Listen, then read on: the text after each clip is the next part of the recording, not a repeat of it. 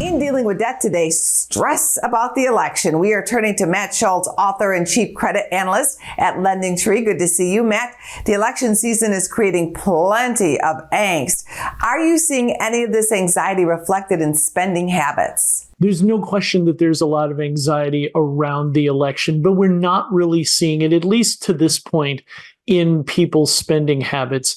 I do think that if the election goes on and on and on, and we don't know the results for a really long time, and things get as volatile and difficult as they were 4 years ago, there is some risk that it could creep into people's spending habits and keep them from doing some things.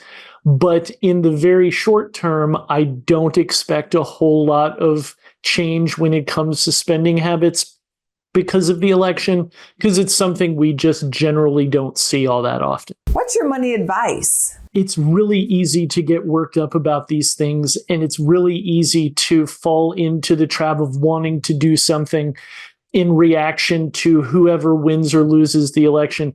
But honestly, the best thing that you can do is stay the course. Whoever wins or loses shouldn't really have much of an impact on your short-term or long-term goals.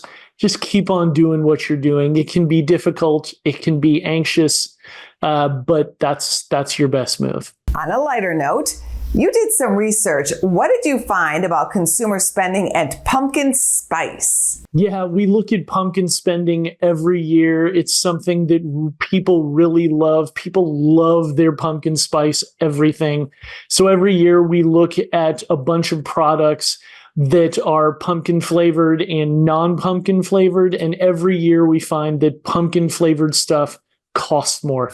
This year was no different. We found that pumpkin flavored items generally cost about 7% more than their non-pumpkin alternatives.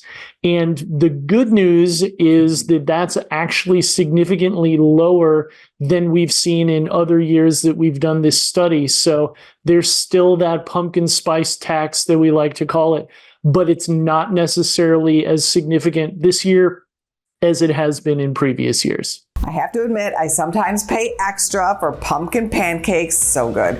Thank you, Matt. We all love our pumpkin, Angie. Thanks for having me. Go to businessfirstam.com for where to see our show on TV.